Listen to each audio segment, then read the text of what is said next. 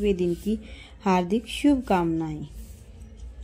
ब्रह्मा जी बोले, हे नारद, शिव जी के वरदान से चक्षुमते के गर्भ रहा। विश्वामित्र ने गर्भ की रक्षा, आरोग्य तथा पालन के लिए 5वें तथा 8वें मास में बहुत दान किया। 10वें मास में शुभ लगन में उनके एक पुत्र उत्पन्न हुआ। तब दोनों ने मिलकर प्रसन्न हो बड़ा उत्सव मनाया। आकाश से फूलों की वर्षा हुई, सारा मंदिर सुगंध से भर गया। मैं स्वयं देवताओं सहित वहां गया।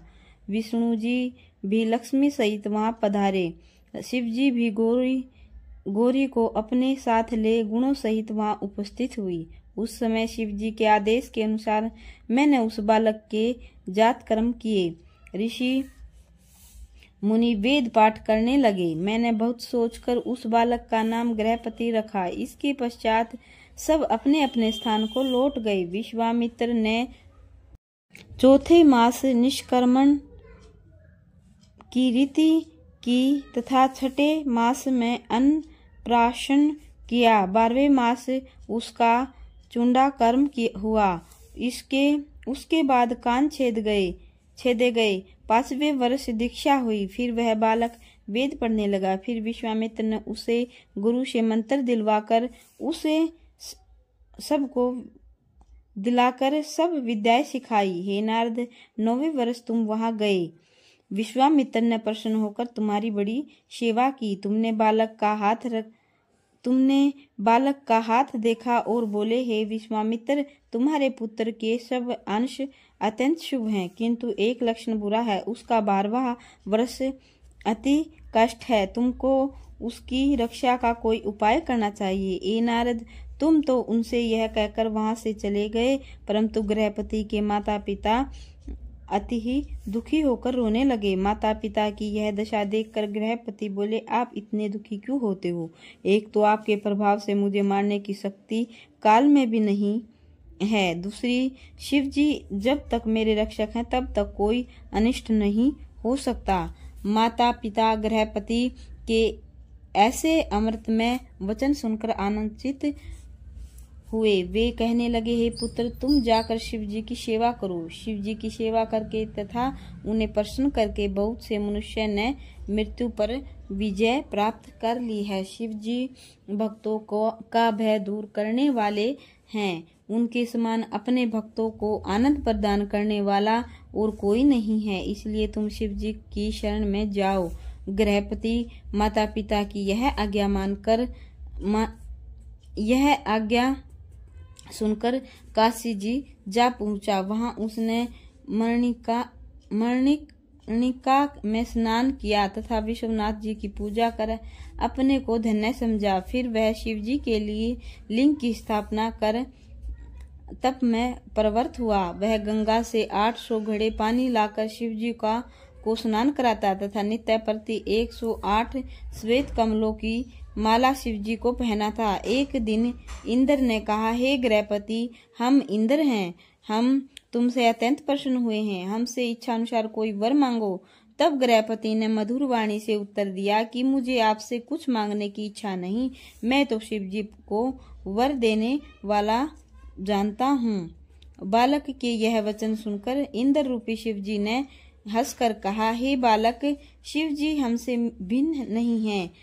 तब गृहपति ने उत्तर दिया कि तुम यहाँ से दूर हट जाओ, तुम किसी योग्य हो। मुझे शिव जी के अतिरिक्त किसी देवता से वर मांगने की कोई इच्छा नहीं है। हे नारद, इंद्र ने ऐसे वचन सुनकर अपना ब्रज उठाकर गृहपति को बहुत डराया। गृहपति उस ब्रज की ज्वाला को देखकर मूर्छित हो पृथ्वी पर गिर पड़ा तथा उसने शिव जी का स्मरण किया। तब शिव जी तुरंत अपने वास्तविक रूप में प्रकट हुए और उन्होंने अपने हाथ से उठाकर बैठाया। वे बोले, हे गृहपति, तुम्हारा कल्याण हो। गृहपति ने यह शब्द सुनकर उठकर देखा कि शिव जी सम्मुख खड़े हैं, जिनके बाएं भाग में श्री भवानी संपूर्ण सृष्टि की जननी विराजमान है तथा शिव जी महागौरी स्वरूप संपूर्ण शरीर में भस्म लगाए हुए हैं। तत्पश्चात शिव जी बोले, हे गृहपति, तुम इंद्र से बहुत डर गए थे, परंतु अब किसी प्रकार का भय मत करो। हमने स्वयं इंद्र का स्वरूप धारण कर यह चरित्र किया था। अब तुम किसी बात की चिंता मत करो।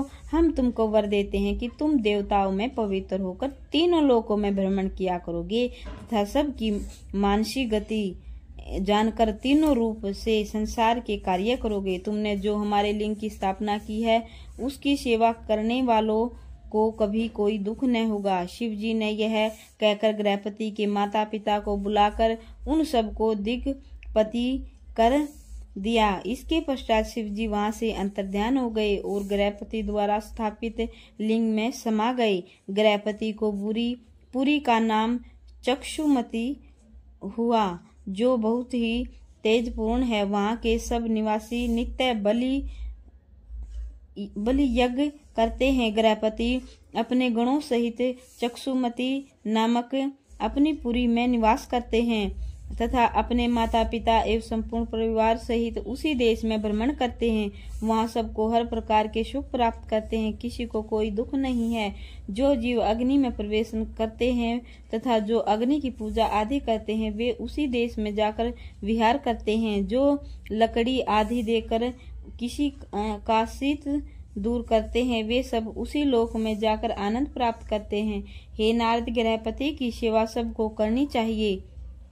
शिव जी का यह अवतार बहुत ही शीघ्र वर देने वाला है। अग्नि शिव जी का तेज है जो विश्वामित्र के पुत्र रूप में प्रकट हुई। इस अंधकार पूर्ण संसार में अग्नि के अतिरिक्त अन्य कोई वस्तु चमकने वाली तथा प्रकाशवान नहीं है। इसके बिना तीनों लोकों का निर्वाह नहीं हो सकता। अग्नि पर ही तीनों लोकों का आनंद निर्भर है। जो कोई गृहपति के इस चरित्र को पढ़ेगा या सुनेगा वह दोनों लोकों में अत्यंत आनंद प्राप्त करेगा। राधे राधे।